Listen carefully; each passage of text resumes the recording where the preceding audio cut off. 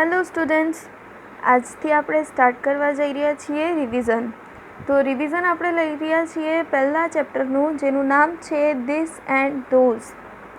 Revision છે એટલે સારી રીતે ધ્યાન આપજો અને દરેક વસ્તુ ફરીથી સમજવાનો પ્રયત્ન કરજો. જે ખબર ના પડતી હોય એ તમે તમારા મોટા વાલીની કાં તો બીજા કોઈની મદદ લઈ શકો છો. તો સ્ટાર્ટ કરીએ આપણે. જુઓ, ચેપ્ટર નંબર 1 છે જેનું નામ છે ધીસ એન્ડ ધોઝ. તો એમાં કરવાનું શું છે, તો તમને કોઈક વસ્તુ એક વચનમાં આપી દીધી હોય અથવા એક વચનમાં તમને કોઈ વાક્ય આપી દીધું હોય, તો એ વાક્યને તમારે બહુવચનમાં ફેરવવાનું છે. હવે એક વચન એટલે શું? એક વચનને ઇંગ્લિશમાં કહેવાય સિંગ્યુલર અને બહુવચનને ઇંગ્લિશમાં કહેવાય પ્લુરલ. તો સિંગ્યુલર વસ્તુને અથવા સિંગ્યુલર જે સેન્ટેન્સ હશે, હવે સેન્ટેન્સ એટલે શું? તો વાક્ય. તો જે તમારો પ્લુરલ વાક્ય છે એ પ્લુરલ વાક્યને આપણને શેમાં ચેન્જ કરવાનું છે? સિંગ્યુલરમાં. અને જો સિંગ્યુલરમાં વાક્ય હશે તો એ વાક્યને પ્લુરલમાં ચેન્જ કરવાનું છે. એ જ ફર્ક કરવાનું છે કે સિંગ્યુલર સેન્ટેન્સને પ્લુરલ સેન્ટેન્સમાં ફેરવવાનું અને પ્લુરલ સેન્ટેન્સને સિંગ્યુલરમાં ફેરવવાનું. એ રીતે આપણે કામ કરીશું. જુઓ, તો આપણે આગળ ભળી ગયા હતા ચોથા ધોરણમાં. એમાં શું હતું કે તમને જો ધીસ વડે વાક્ય આપેલા હતા, તો આપણે એનું ધીસ વડે વાક્ય કેવા આપેલા હશે? જે વાક્ય બહુવચનમાં હશે તે. ધીસ અને ધોઝ એ બહુવચનવાળા વાક્ય માટે વપરાશે. તો એવા વાક્યોને આપણને સિંગ્યુલર કરવાનું છે, એટલે કે એક વચનમાં કરવાનું છે. તો ધીસની જગ્યાએ ધીજ લખાશે, ધોઝની જગ્યાએ ધેટનો આપણે ઉપયોગ કરી ચૂક્યા હતા. ફરીથી કરવાનું છે, ધ્યાન આપજો. સ્ટાર્ટ કરીએ. જુઓ, ધીઝ એ ધીઝનું બહુવચનનું રૂપ છે. ધીઝ શું છે? તો એ ધીઝનું બહુવચનમાં રૂપ છે અને ધોઝ એ ધેટનું એક વચનનું રૂપ છે. તો આપણને બંનેના રૂપો યાદ રાખવાના છે કે ધોઝ એ એક વચન ધેટ માટેનો છે અને ધીઝ એ એક વચન ધીઝ માટેનો છે. આગળ વધીએ. બંને બહુવચનમાં નજીકની અને દૂરની વસ્તુઓ દર્શાવે છે. ફરીથી કરીએ, થોડુંક ગડબડ થયું. જુઓ, બંને બહુવચનોમાં નજીકની અને દૂરની વ્યક્તિઓ કે વસ્તુઓ દર્શાવવા માટે વપરાય છે. બંને સાથે ટુ બી ક્રિયાપદનું બહુવચનનું રૂપ આર આવે છે. હવે ટુ બીની ક્રિયાપદનું બહુવચન રૂપ શું વાપરીશું આપણે? આર. ARE વાપરીશું. આગળ જુઓ, અહીંયા એક્ઝામ્પલ આપ્યું છે કે એક્ઝામ્પલ્સ લખ્યું છે પાછું, એ બી ધ્યાન આપજો. જુઓ, ધીસ ઇઝ અ રોઝ, કે આ ગુલાબ છે. જુઓ, હવે ઇઝ આવે છે, ધીસ બી છે. તો તમારે સમજી જવાનું કે આ જે વાક્ય છે એ વાક્ય એક વચનમાં આપેલું છે. હવે આ ધીસવાળા વાક્યને બહુવચનમાં કેવી રીતે ફેરવશો? તો ધીઝની જગ્યાએ ધીજ લખશો, THESE, ધીજ. ISની જગ્યાએ ARER, આર્ટિકલ હટાવી દેવાનું. બહુવચનમાં વાક્ય કરશો તો તમારે આર્ટિકલ હટાવવાનું છે. આર્ટિકલ એ અથવા AN એક કાઢી નાખવાનું. તો શું આવી ગયું? આર. પછી અહીંયા છે રોઝ એટલે ગુલાબ. તો આપણે શું લખવાનું છે કે રોઝેસ. પાછળ જુઓ, ઈ છે. ઈ હોય તો સીધું એસ મૂકી દેવાનું. આગળ વધીએ.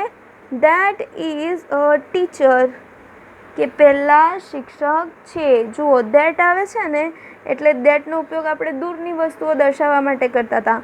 તો પહેલાં શિક્ષક છે. તો શું લખીશું? જુઓ, ધેટનો બહુવચન રૂપ છે ધોઝ, THOSE, ધોઝ. પછી ઇઝની જગ્યાએ આર મૂકો, ARER. ટીચર છે, પાછળ શું મૂકશો? એસ. તો થઈ જશે ટીચર્સ. ધોઝ આર ટીચર્સ, પહેલાં શિક્ષકો છે. આગળ વધીએ આપણે. જુઓ, આ જે તમારું ભાગ છે એ આખો ભાગ આપણે પછી લઈશું. હમણાં આપણે અહીંયા આવી જઈએ કે કેવી રીતે એકવચનમાં રહેલી વસ્તુઓને બહુવચનમાં ફેરવીશું અને એમની સ્પેલિંગોમાં શું પરિવર્તન આવશે એના વિશે આપણે પહેલાં જાણી લઈએ. જુઓ, અહીંયા લખ્યું છે કે કેટલાક શબ્દોનું બહુવચન એસ પ્રત્યે મૂકવાથી થાય છે. કે તમને આપી દીધું હોય કોઈ જાતિવાચક નામ, જેમ કે આપી દીધું છે કાઇટ, તો અ કાઇટ એટલે કાઇટ થઈ ગયું. હવે તમને શું કરવાનું છે કે એમને બહુવચનમાં ફેરવવાનું છે. તો તમારું જે કાઇટની સ્પેલિંગ હતી એમાં પાછળ એસ ઉમેરાઈ જશે અને આર્ટિકલ એ હતું એ કાઢી નાખવાનું. તો શું થઈ ગયું? કાઇટ્સ. N orange. જુઓ, સૌથી પહેલાં તો એન કાઢી નાખવાનું, ઓરેન્જ પાછળ શું મૂકશો? એસ. તો સ્પેલિંગમાં શું ચેન્જ આવશે? જુઓ, ORANGES oranges. A cap, a cup, CUP cup. તો કપનું શું થઈ જશે? Cups, CUPS cups. આગળ જોઈએ. જુઓ, નંબર 2, જે શબ્દોના અંતે એસ, ડબલ એસ, પછી SH, CH, X કે O આવે તે શબ્દોનું બહુવચન ES પ્રત્યે મૂકવાથી થાય છે. કેવી રીતે? તો એ હું તમને કહી દઉં. જુઓ, જેમ કે આ છે અ બસ. તો બસની સ્પેલિંગ આપણને ખબર છે કે BUS એટલે બસ થાય. તો અહીંયા છેલ્લે તમે જુઓ પાછળ એસ જોવાય છે તમને? તો આપણો નિયમ એમ છે કે જે જાતિવાચક નામની અંતે S, double S, SH, CH, X કે O આવે તે શબ્દોનું બહુવચન ES પ્રત્યે મૂકવાથી થશે. તો અહીંયા એસ તમને પાછળ જોવાય છે, તો તમે બહુવચનમાં ફેરવશો તો શું લખશો? બસીસ. આપણે આર્ટિકલ તો બધામાં કાઢી જ નાખવાનું છે. અહીંયા પાછળ જોઈ લો એસ છે તો શું થઈ જશે? ES. આગળ વધીએ. જુઓ, અ ડિશ. તો ડિશની સ્પેલિંગ જુઓ, DISH ડિશ. પાછળ શું છે? તો પાછળ છે SH છે માટે શું લખશો? બહુવચન કરતી વખતે સ્પેલિંગમાં પાછળ ES ઉમેરીશું તો શું થઈ જશે સ્પેલિંગ? જુઓ, DISHES ડિશેસ. આગળ જુઓ, અ બોક્સ, BOX બોક્સ. બોક્સમાં અહીંયા આગળ તમને એક્સ જોવાય છે ને? જુઓ, આ સૌથી પાછળ શું છે? એક્સ. હવે એક્સ છે માટે કયો મૂકશો? ES મૂકાશે તો શું થઈ જશે? Boxes, BOXES boxes. ત્યાર પછી જુઓ, ક્લાસ. તો ક્લાસમાં પાછળ શું જોવાય છે તમને? ડબલ એસ છે માટે શું મૂકશો? ES મૂકી દેવાનું. તો શું થઈ ગયું? ક્લાસીસ. અ બેન્ચ. પાછળ શું છે? જુઓ, CH. સ્પેલિંગ વાંચી લો બેન્ચની, BENCH બેન્ચ. પાછળ CH છે માટે આપણે શું મૂકીશું? ES વધારાનું કરી દઈશું તો થઈ જશે બેન્ચીસ. સ્પેલિંગ જોઈ લો, BENCHES બેન્ચીસ. આગળ, અ મેંગો, MANGO મેંગો. મેંગોમાં પાછળ શું છે?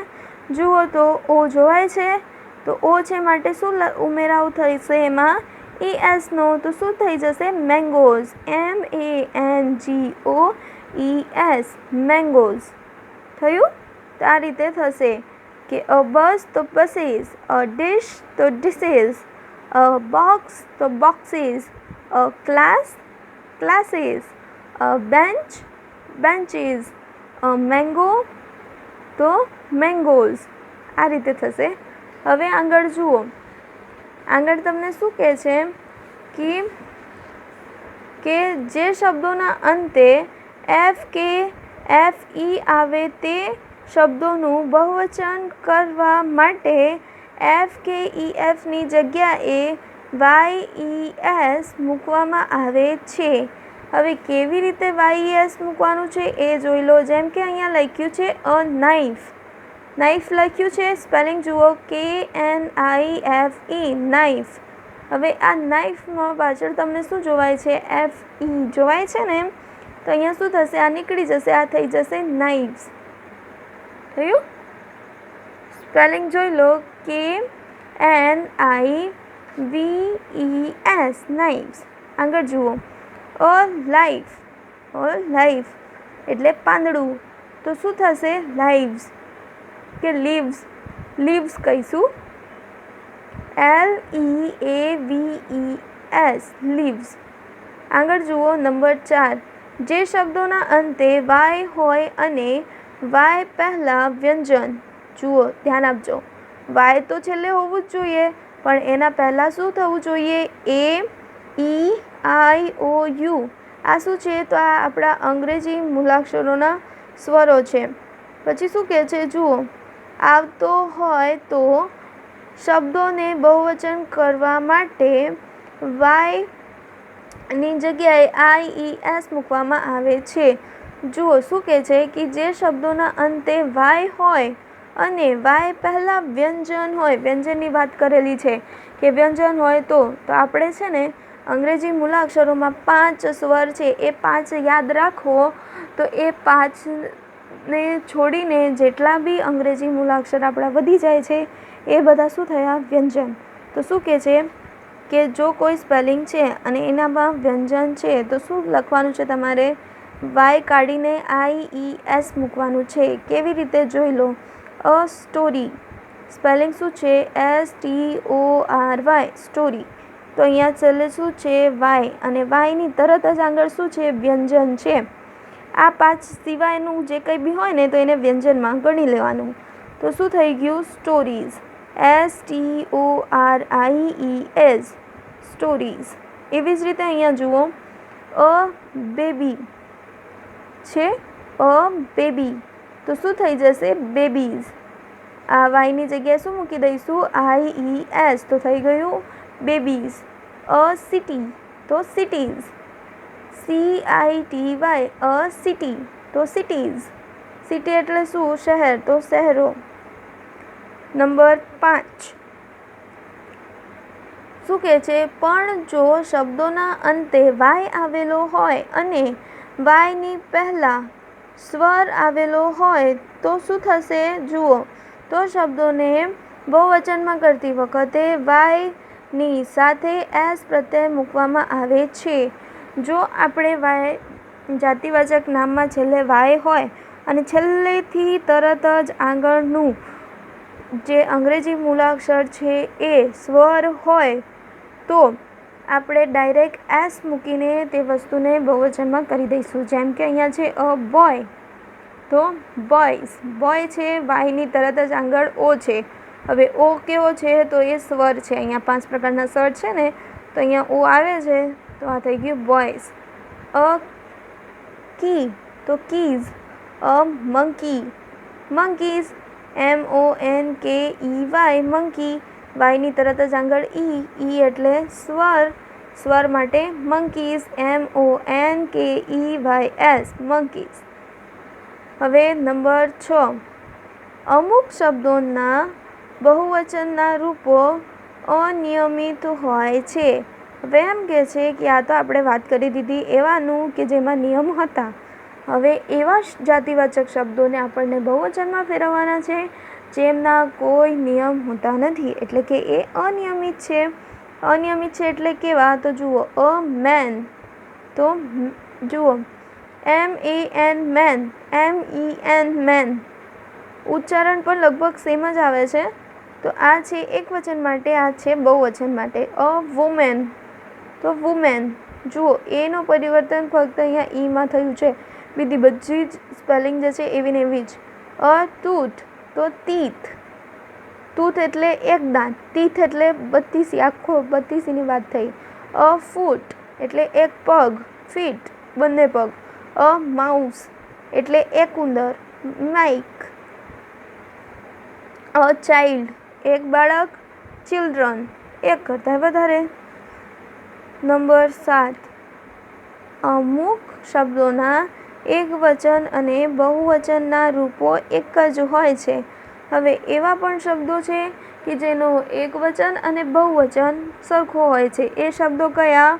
તો અ શીપ, તો શીપ. શીપ એટલે શું? પેલું ઘેટું, તો ઘેટું. અ ફિશ, ફિશ. હવે અહીં ફિશનું ફિશિસ નથી કર્યું, જુઓ પાછું, બરાબર ને? અ ફિશ, તો ફિશ. તો આ રીતે થશે. હવે તમારે શું કરવાનું છે તો જોઈ લો. તમારે હોમવર્કની અંદર શું કરવાનું છે?